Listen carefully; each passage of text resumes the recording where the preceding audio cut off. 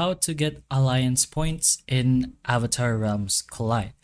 So, when you're getting alliance points, it's pretty much related to obviously your alliance. So, you can go ahead and take a look for yourself once you enter your alliance.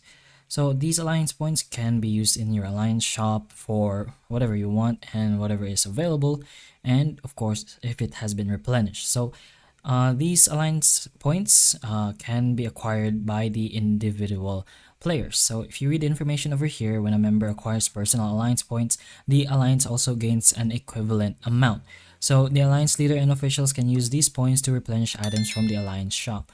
So example, I get 200 individual points, it's gonna add specifically to the alliance itself. So for example, 10 members of the alliance gets 200 points, individual points, then that would be 10 times the 200 points they each got, which should equal to 2,000 alliance points. Then once they have enough, they should be able to replenish from the official members, of course. But that's pretty much how you get alliance points in Avatar Realms Collide. So hopefully the information of this video can help you, and if it can, please like and subscribe for more videos like this, and that's all.